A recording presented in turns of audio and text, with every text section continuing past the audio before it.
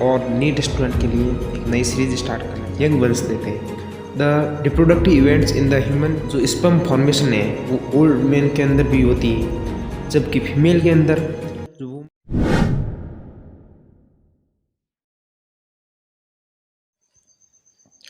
Hello नमस्ते दोस्तों, स्वागत है आप सभी का हमारे चैनल पर। आज हम एक क्लास 12 और नीट स्टूडेंट के लिए एक नई सीरीज स्टार्ट करने जा रहे हैं, जिसमें हम आज चैप्टर लेके आए हैं जो ह्यूमन रिप्रोडक्शन सिस्टम। इसमें हम आज टॉपिक करेंगे मेल रिप्रोडक्टिव सिस्टम के बारे में। ह्यूमन रिप्रोडक्टिव सिस्टम हम लेके आए और उसमें हम आज पढ़ेंगे मेल रिप्रोडक्टिव सिस्टम के बारे में। तो सबसे पहले स्टार्ट करते हैं, क्या करें। इसमें दे रखे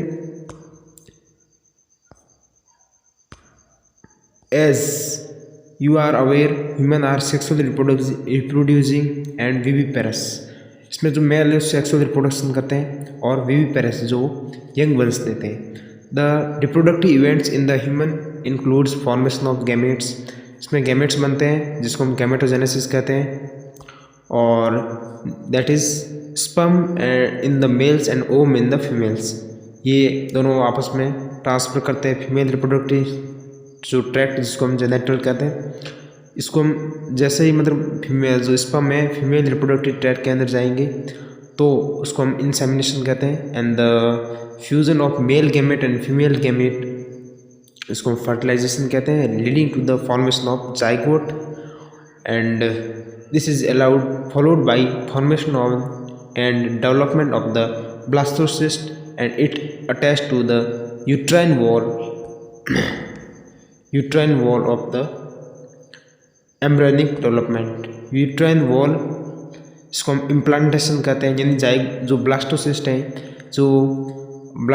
है यूट्राइन वॉल के से जो अटैचमेंट हो जाएंगे तो इसको इम्प्लांट कह देंगे। और जो एम्ब्रियोनिक जो डेवलपमेंट होगा वो जेस्टेशन जिसको हम कहते हैं जेस्टेशन पीरियड, और डिलीवरी होगी उसको हम कहते हैं बेबी बर्थ होगा उसको हम कहते हैं parturition. You have learnt that reproductive events occur after puberty। जो भी ये रिप्रोडक्टिव इवेंट होते हैं वो प्यूबर्टी के बाद में होते हैं। They are remarkable. उसमें क्या क्या जो रिमार्केबल होती है, difference between the reproductive events in male and in females. For example, sperm formation continues even in the old man, but formation of ovum ceases in man and around the age of the 50 years। यानी जो sperm formation है वो old man के अंदर भी होती है, जबकि फीमेल के अंदर जो वुमेन है उसमें जो ये जो फॉर्मेशन ऑफ द ओवम है वो सीज हो जाती है अराउंड 50 ईयर्स के आसपास। 50 ईयर्स के आसपास है वो, ये देख रखा है कि 50 ईयर्स के। यहाँ से क्वेश्चन बन सकता है कि जो वुमेन्स के अंदर जो फॉर्मेशन ऑफ द ओवम है वो कब बंद हो जाती है, वो 50 ईयर्स के अंदर ही 50 ईयर्स के बाद वो नहीं बढ़ेंगे। अब स्टार्ट करते हैं, नेक्स्ट है मेल रिप्रोडक्टिव सिस्टम को। मेल रिप्रोडक्टिव सिस्टम के बारे में हम पढ़ेंगे। सबसे पहले क्या दें, male reproductive system consist in located in the pelvis region. Pelvis region में ये लोकेटेड होता है, और पेल्विस रीजन में ये इंपॉर्टेंट क्वेश्चन है। It includes the pairs of testis. Male reproductive system के अंदर क्या क्या आता है, एक पेयर ऑफ टेस्टिस आता है। इसके अंदर along with the accessory ducts होती हैं, वो आती है, ग्लैंड्स होती है, एक्सटर्नल जेनिटलिया। ये सारा कुछ मेल रिप्रोडक्टिव सिस्टम के अंदर आता है, ठीक है। इसके बारे में बात करें तो the testis are situated outside the abdominal cavity. जो टेस्टिस होती हैं वो एब्डोमिनल कैविटी के बाहर के साइड जो सिचुएटेड होती है। क्यों होती है, क्योंकि उसको टेम्परेचर कम चाहिए। किसको, टेस्टिस को टेस्ट जो है स्पर्म प्रोड्यूस करने के लिए टेम्परेचर कम चाहिए, इसलिए वो बाहर लटकती है, जो हैंग आउट होती है बाहर।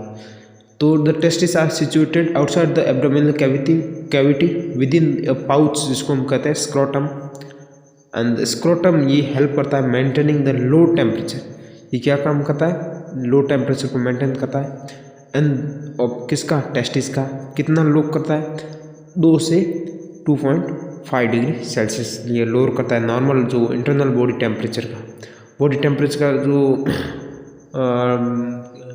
टेम्परेचर होता है 37 डिग्री सेल्सियस, इसमें से 2.5 डिग्री का निकाल देते, 2 से 2.5 डिग्री सेल्सियस ही कम होता है बॉडी से। This is the necessary for the spermatogenesis, sperm के फॉर्मेशन के लिए जरूरी होता है। इन एडल्ट में क्या होता है, in adult each testis is oval in shape होती है, वो ओवल शेप में होती है और इसकी लेंथ है अबाउट 4 to 5 एंड विड्थ होती है, जो विड्थ होती है वो अबाउट होती है 2 to 3। ठीक है, other testis is covered by ये डेंस कवरिंग, ये टेस्टिस है एक डेंस कवरिंग से कवर्ड होती है।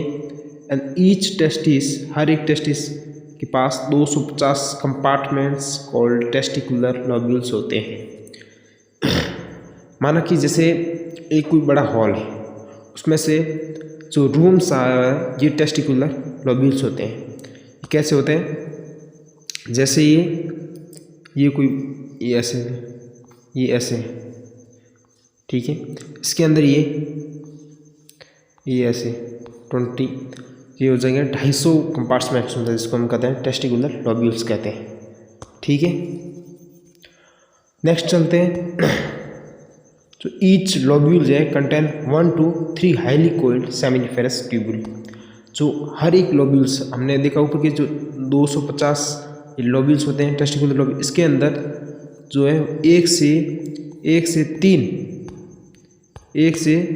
3 होते हैं हाईली कोइल्ड सेमिनिफेरस ट्यूबुल्स होते हैं, जिसके अंदर क्या होता है, जिसके अंदर स्पर्म में वो प्रोड्यूस होता है। तो स्पर्म कहाँ प्रोड्यूस होता है, सेमिनिफेरस ट्यूबुल के अंदर, ये क्वेश्चन आ सकता है। और ईच सेमिनिफेरस ट्यूबुल है वो लाइन होती है in its inside by 2 types of cells, जिसको कहते हैं मेल जर्म सेल, जिसको कहते हैं स्पर्मेटोगोनिया, और मेल जर्म सेल जिसको स्पर्मेटोगोनिया, एंड द जो मेल जर्म सेल होती है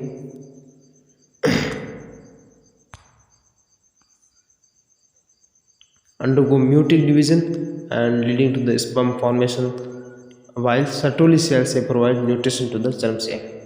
यानी इसमें हमने देखा है कि जो ये मेल जर्म सेल्स होती हैं वो म्यूटेड डिवीजन करती हैं, फाइनली क्या बनाती है, फॉर्मेशन करती है, किसका, स्पर्म का फॉर्मेशन करती हैं।